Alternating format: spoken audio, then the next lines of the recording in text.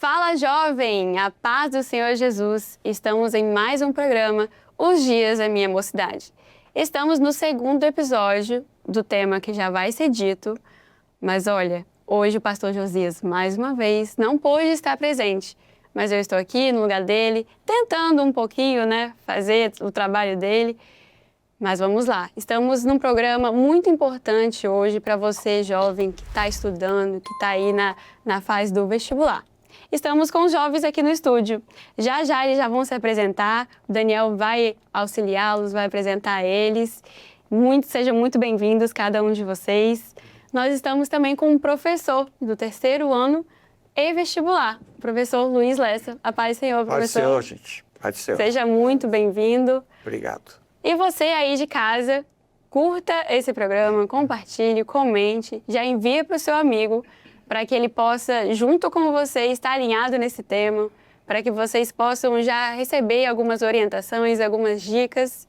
E vamos começar o nosso programa, Daniel. Daniel, a paz do Senhor Jesus. A paz do Senhor, Raíssa, a paz do Senhor ao professor Luiz Paz do Lessa. Senhor. A paz do Senhor, jovens que estão aqui no estúdio. Semana passada nós gravamos um conteúdo riquíssimo sobre o pré-vestibular. Isso aí. E hoje nós vamos continuar. Hoje é o episódio número 2 do programa Preparação Inteligente para o Vestibular. Então, você que acha que é só chegar no último dia da prova e se preparar, não. É todo um processo antes e aqui que você vai entender como que funciona todos esses processos com a dica do nosso professor Lessa. Por favor, pode se apresentar e fazer a sua pergunta. Pai do Senhor, meu nome é Guilherme William e professor, eu queria tirar uma dúvida com o senhor que é como eu devo agir quando eu sinto que eu estou me esforçando, mas mesmo assim os resultados não aparecem?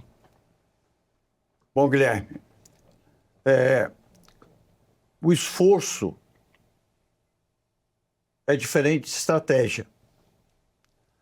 Você pode estar estudando muito, mas estudando errado. Isso quer dizer o quê? Que o seu tempo está sendo usado de maneira errada. E como que eu posso melhorar isso aí? Você pode ter um projeto, fazer um projeto para você.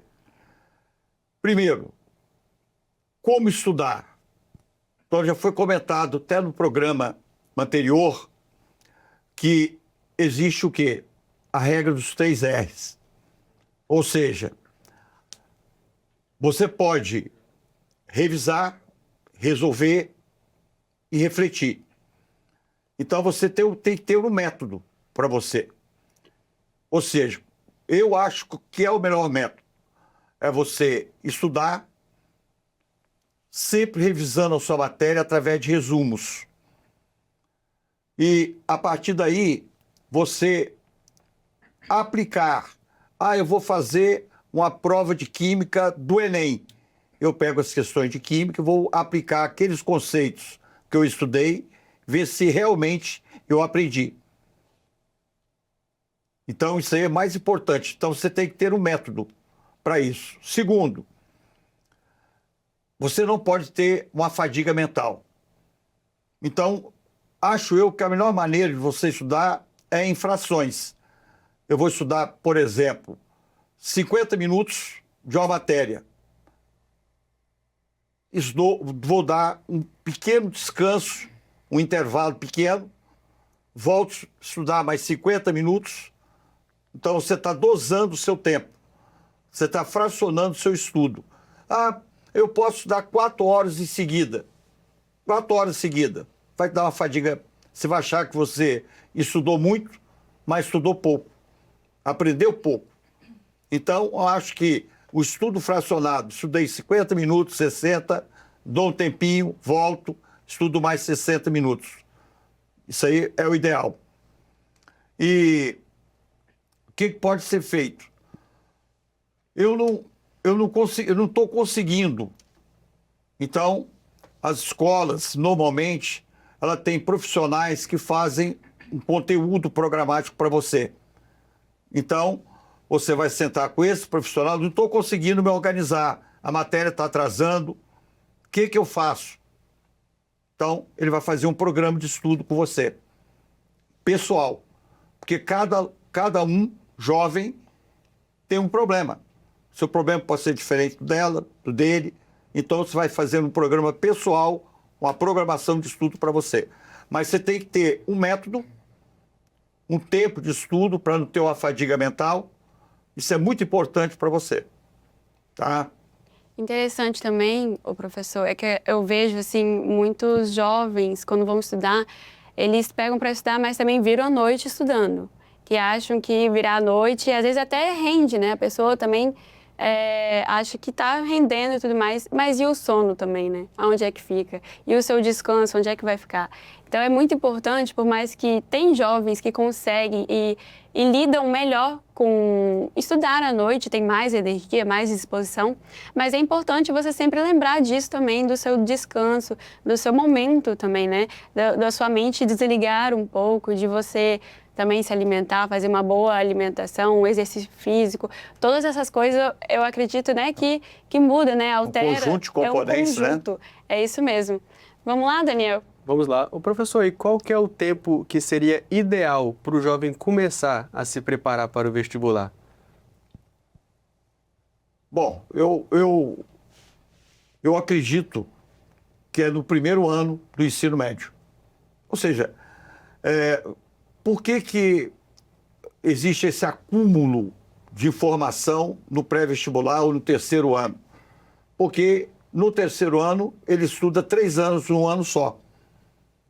Então, se você tem uma boa base no primeiro ano, uma boa base no segundo ano, quando chega no terceiro ano, aquilo que você vai estudar do primeiro e do segundo, você vai apenas fazer o quê? Revisar.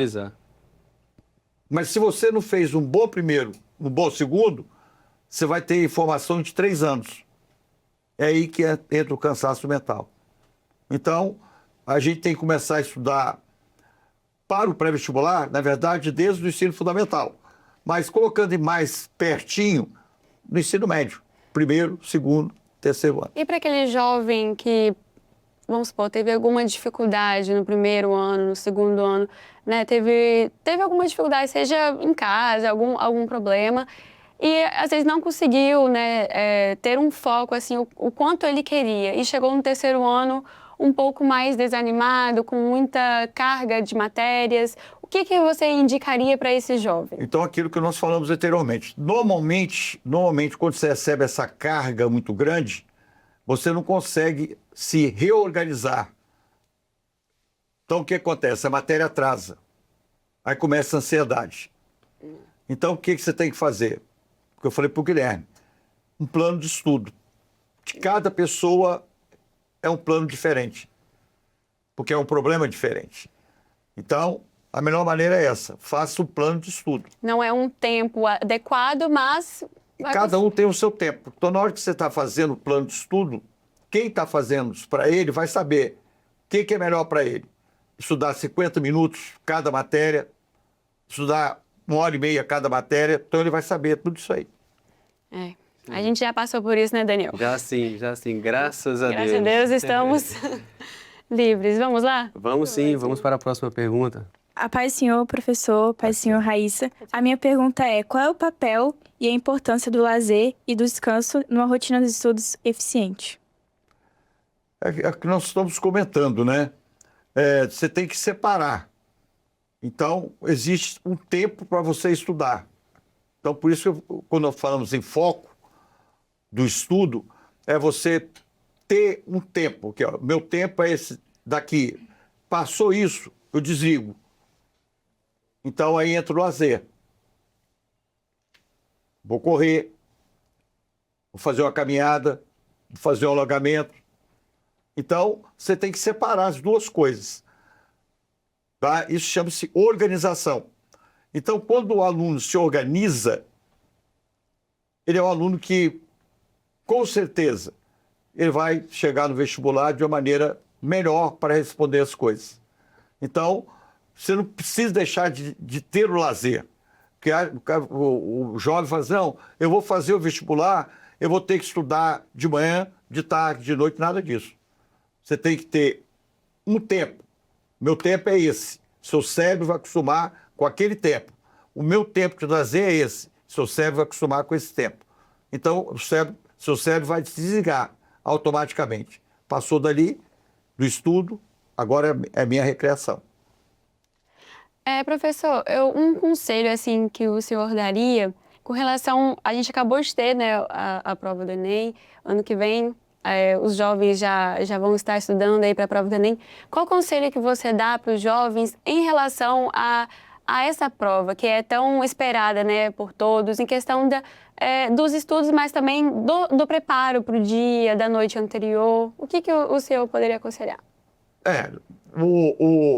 Não adianta você, antes da prova, você querer, você vou estudar tudo, porque você não vai aprender mais nada. Então, se faz o quê? Você vai fazer uma revisão da matéria, é aquilo que nós estávamos comentando. Você fez o resumo durante o ano dos tópicos principais. Você passa só a olhar. Eu quero calma. Como é que eu posso me acalmar?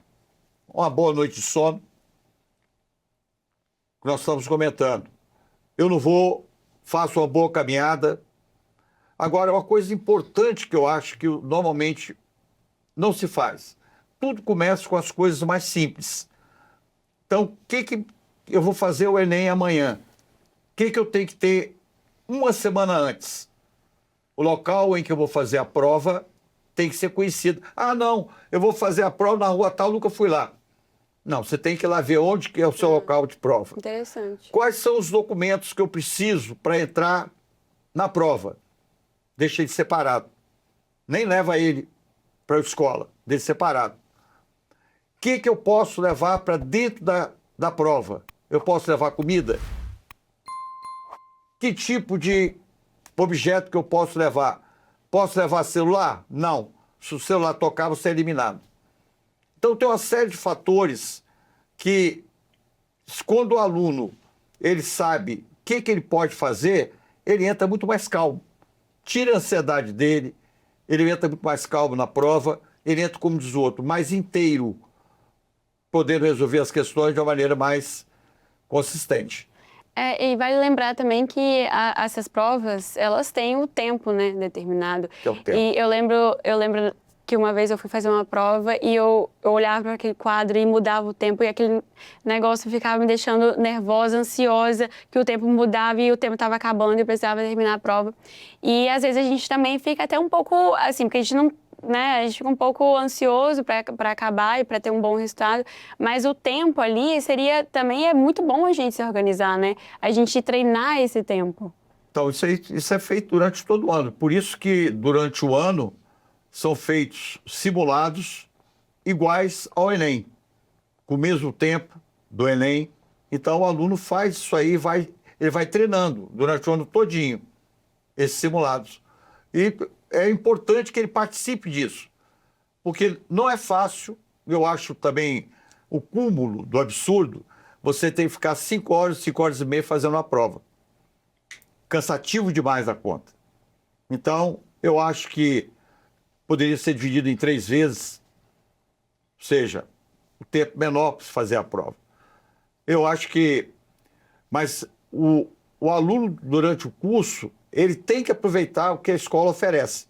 Então, se ela está fazendo a prova, vai ser no sábado ou no domingo, 1h da tarde.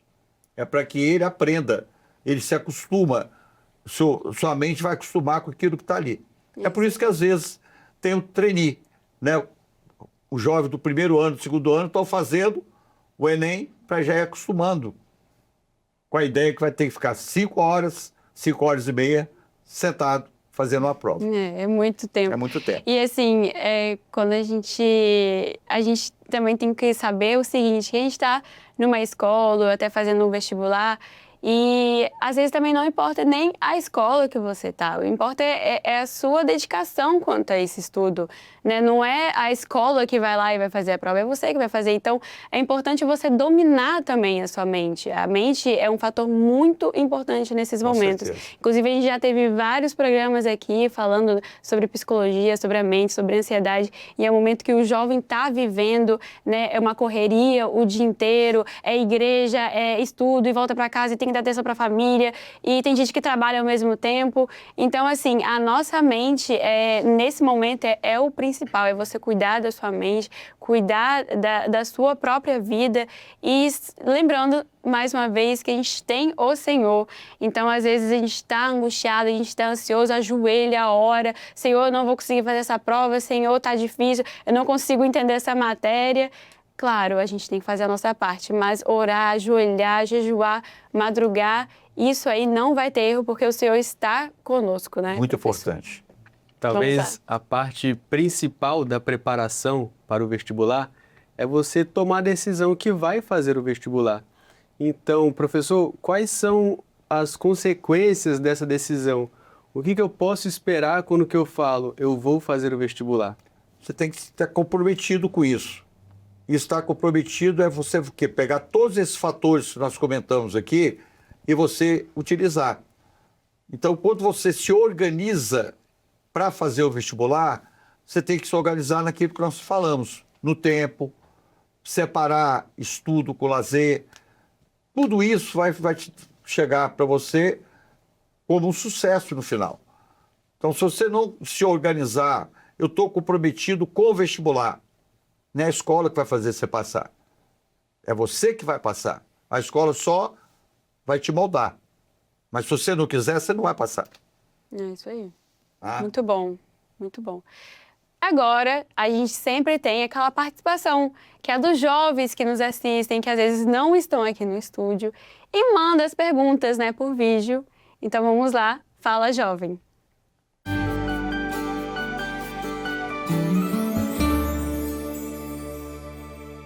Fala, Senhor Jesus, meus irmãos. Eu me chamo Daniel Requel Comper, sou da igreja do Morse Brotas de Colatina do Espírito Santo, do Ministério do Pastor Carlos Moisés. A minha pergunta é, ter um plano B pode ajudar ou atrapalhar na preparação para vestibular? Daniel, não existe um plano B, um plano C. Porque se você for fazer vários planos, você não está se organizando. O seu plano é um único só. Qual é o único plano que você tem que ter? Passar. Se você está estudando de maneira errada, você tem que acertar isso aí. Isso aí seria o plano B. Então, como é que você acerta? Aí nós comentamos aqui, ó, já hoje. Temos que fazer o quê? Um plano de estudo. Então, você vai procurar um profissional da sua escola e ele vai fazer o plano de estudo com você. Esse é o único plano B que existe. Então, você tem um compromisso de fazer o vestibular. Você quer passar. Se você está fazendo a coisa não correta, você tem que procurar um profissional que te ajude a se organizar. Esse é o plano B. Não existe uma coisa miraculosa ou diferente que você possa fazer. Nós estamos aqui já quase encerrando o programa. Nós temos mais uma pergunta aqui do estúdio, o jovem quer fazer pergunta dele. Mas antes, professor, eu tenho só uma dúvida que me surgiu aqui, que é o seguinte, alguns jovens, eles, já até foi mencionado aqui, eles trabalham e tem uma carga no trabalho, uma carga horária, né, um pouco maior. E não estão na escola, mas querem prestar um vestibular. E o que você indica para esses jovens? Porque eles não podem deixar de trabalhar, né? Tem que pagar as contas, as necessidades. E o que você indicaria, assim? Porque ele não tem um apoio da escola. O que você indicaria para esse jovem? Bom, aí vai entrar a parte que é uma coisa muito pessoal, né? Muito pessoal. Entra o cansaço. Então, ele não tem o apoio da escola porque ele não está na escola. Uhum. Então, a única saída que ele tem é o quê? É o estudo individualizado dele. Esse estudo individualizado podia ser complementado com quem? Com a internet. Então, você vai encontrar na internet, eu estou com dúvida no assunto tal. Acesse a internet que ela vai te dar isso aí. Então, a grande arma do celular é isso aí, né? É botar só pertinho de você, eu estou com dúvida disso.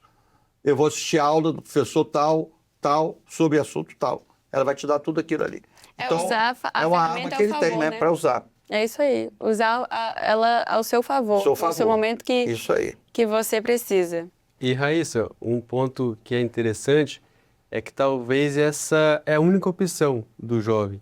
Talvez seja procurar o ensino através da internet, através de aplicativos, mas é o que nós voltamos para o início, nós temos que ter foco.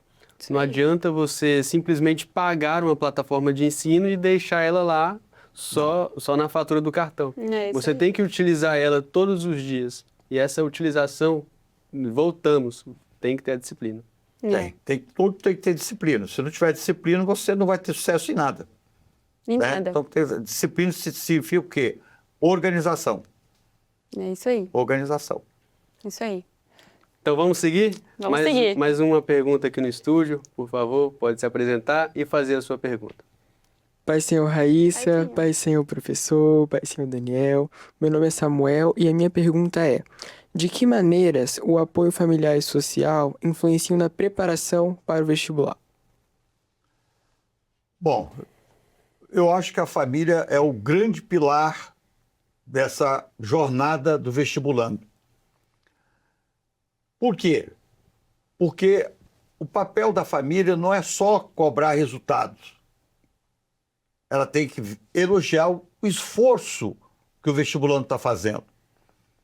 Então, quando a família descobre ou se conscientiza que o vestibulando está vivendo numa alta pressão, sob uma alta pressão, uma obrigação de passar, de mostrar resultado, a família ela começa então a entender realmente o que significa participar do vestibular. E o que seria isso aí? A família pode, junto com o vestibulando, com o filho, filha, participar do... Vamos conversar sobre o horário de estudo, vamos conversar sobre o descanso. E aí, todas essas participações que a família tem vai ser um combustível para que quando ele chega no vestibular, ele chega mais inteiro, mais pronto para responder as perguntas. Vou dar um exemplo para vocês. Eu estava dando aula esse ano, uma turma não muito grande. Estou ouvindo uma voz. Psiu, psiu. Era uma aluna na frente. Aí eu cheguei perto dela, queria que eu chegasse perto. E ela me perguntou: professor, o que eu faço para tirar a minha ansiedade, a minha depressão e o meu pânico? Eu me senti impotente. Eu falei assim: poxa, o que eu respondo para essa jovem? Só veio na minha cabeça: ore a Deus. E aí ela falou: mas eu estou orando. Eu falei: ore mais, baixinho, né? Porque ela não queria que ninguém ouvisse. Então, veja bem, se a família não está acompanhando a jovem, então não sabe quais são os problemas que estão acontecendo. Então é importante que a família participe. O que eu fiz? Comuniquei à pedagoga. A pedagoga deve ter conversado com a família e chegou no final do ano ela totalmente diferente. Ela nem olhava para mim. Ela assistia minha aula cabeça baixa. E terminou o ano ela sorrindo. Primeira vez que eu vi ela sorrindo.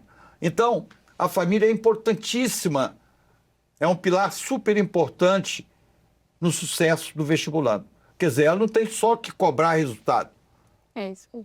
Ela tem que ver também e sensibilizar com o esforço que está sendo feito pelo vestibulando. É isso. Então, ela é super importante. Eu tenho um exemplo pessoal dentro da minha casa mesmo. Na época do vestibular éramos em 5. E ali o meu irmão ele se fazia de tudo para não me atrapalhar os estudos. Às vezes ele pisava até mais leve no piso para não fazer barulho e atrapalhar.